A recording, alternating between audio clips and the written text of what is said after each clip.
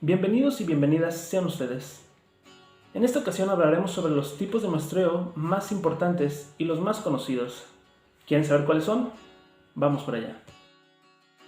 Bueno, mi nombre es Antonio Reséndiz, soy estudiante de la Universidad Autónoma de Nayarit. Pertenezco a la Facultad de Ciencias Básicas e Ingeniería y estudio la licenciatura en Matemáticas. Este video es un proyecto escolar de la materia Elementos del Muestreo, dirigida por el docente Juan Francisco Alcaraz Ramírez. Hablemos de los tipos de muestreo, que serán los principales y más importantes. Sabemos que el muestreo se divide en dos tipos. Esta clasificación está dada por los probabilísticos y no probabilísticos. En este caso, los probabilísticos los llamaremos o los conoceremos como aleatorios. Para esta clasificación hablamos de los probabilísticos. Estos son basados en el fundamento de equiprobabilidad, es decir, al momento de seleccionar la muestra no hay conveniencia, no hay especificaciones, no hay condiciones. Este muestreo se elige totalmente aleatoriamente. Todos los elementos tienen la misma probabilidad de ser elegidos. En cambio, los elementos no probabilísticos tienen otro método diferente. Se seleccionan cuidadosamente mediante criterios específicos, conveniencia o alguna afinidad que convenga al investigador. Hablemos de los probabilísticos. En este caso es el muestreo aleatorio simple. Este método, que se caracteriza por su simpleza, tiene poca utilidad cuando se trata de una población muy grande. Esto es debido a que al momento de aplicar esta técnica tienen que conocer todos los elementos de la población, ya que se deben ordenar y enumerar.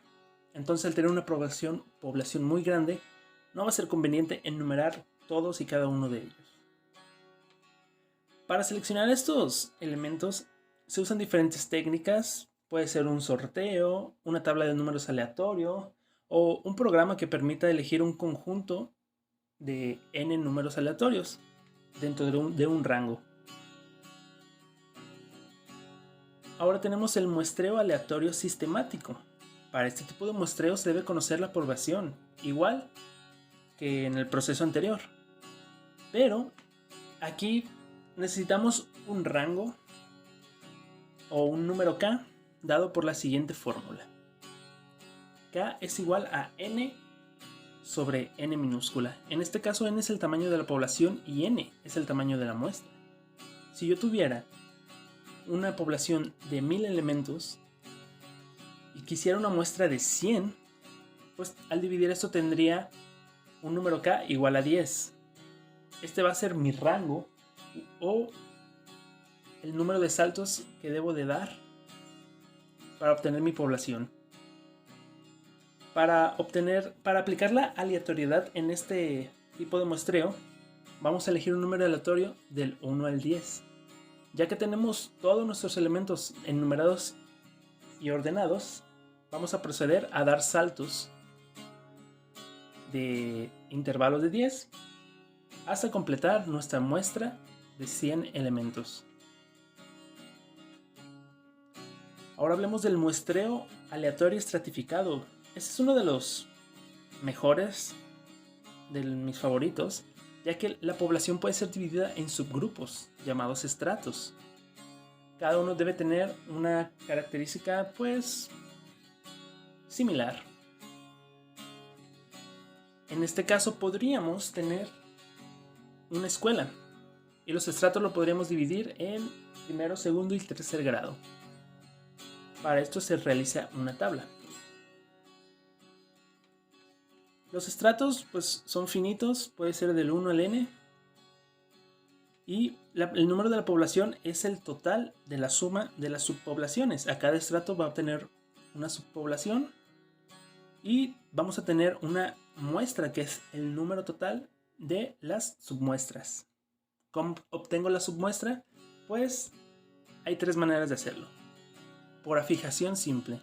Cada estrato tiene un número de unidades iguales de estudio. Es decir, si yo tengo un estrato, 3 estratos, y cada uno tiene 300 elementos, y yo requiero una población de 90, pues puedo elegir 30, 30 y 30. Esto facilita mucho el proceso de selección de datos. Ahora tendríamos una fijación proporcional. Es asignado al tamaño del estrato de acuerdo con la proporción que representa el estrato con la población. Es decir, volvamos a la tabla. Si mi subpoblación es de 100 dentro de una población de 1000, quiere decir que es el 10%. Entonces, para mi submuestra, tengo que elegir el 10% de esos 100 de la subpoblación. Y así con cada uno de los estratos y subpoblaciones. Veamos el muestreo aleatorio por conglomerados. Este es similar al anterior, porque vamos a tener a la muestra dividida en subgrupos. Pero estos grupos también tienen que ser subdivididos. Ya tienen que ser grupos homogéneos. En este caso, si tengo mi escuela con primero, segundo y tercer grado, yo puedo subdividir en alumnos quienes tienen un promedio de 10, 9, 8 y 7. Ya tengo otro subgrupo. Y cada uno de esos subgrupos los puedo dividir entre estudiantes femeninos y estudiantes masculinos. Y así puedo ir dividiendo mis subgrupos por conglomerados. Para la selección, pues primero se forman los subgrupos o conglomerados y se elige aleatoriamente dentro de cada conglomerado. Y pues todo este proceso es al azar. Así que es similar a los estratos. Veamos el polietápico, que también es probabilístico. Es similar a los anteriores que vimos, el conglomerado y por estratos. En este caso, se puede realizar un estudio dentro de esa misma escuela, primeramente a los alumnos que tienen de primero, segundo y tercero. Después procedo, ya que estudié a ellos, procedo a estudiar los alumnos que tienen promedio de 10, 9, 8 y 7. Finalmente procedo a estudiar, la etapa final sería estudiar a los alumnos femeninos, bueno, a los estudiantes femeninos y a las estudiantes masculinos. Y pues esas serían las etapas. Ahora hablemos de los no probabilísticos. Tenemos el muestreo por cuotas. Es similar al aleatorio estratificado, pero pues como es no probabilístico no pertenece a la aleatoriedad. Forma sus grupos, pero cada uno debe tener características determinadas, ya sea por sexo, edad, ocupación, pero estos grupos son elegidos por el investigador. Se necesita un buen conocimiento de los estratos de la población, ya que deben elegirse solo a los sujetos o elementos que sean más representativos para el grupo. Es un método rápido y económico y es útil en las encuestas de opinión. Veamos el muestreo intencional o por conveniencia. Aquí pues, como lo dice, es por conveniencia. El investigador debe tener la delicadeza de escoger a sus elementos mediante la inclusión de grupos aparentemente típicos, es decir, que cumplen con las características de interés del investigador. Es decir, si yo quiero estudiar solamente a aquellas personas que cuenten como teléfono móvil un iPhone, pues yo voy a elegir solo a quienes cumplen esa característica para hacer mi investigación. Ahora tenemos el muestreo casual o incidental. Este es un poco triste, ya que se utiliza para estudiar fenómenos raros y se realiza mientras el evento está presente hasta completar la muestra. Un ejemplo triste pues es esta pandemia, esta enfermedad por COVID-19, ya que al realizar el estudio de las vacunas tuvieron que tener a los sujetos que estuvieron contagiados para estudiarlos hasta poder realizar la vacuna. Y esos son algunos de los tipos de muestreos conocidos y los principales. Tenemos también el muestreo por redes, que se usa en grupos de difícil acceso. Como al ser una red, se refiere a que hay conexión entre sí, puede ser por recomendaciones.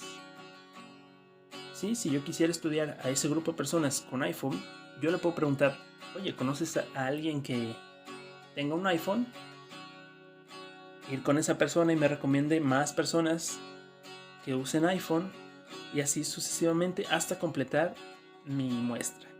Igual esta característica debe ser específica para poder hacerlo. Y eso sería todo.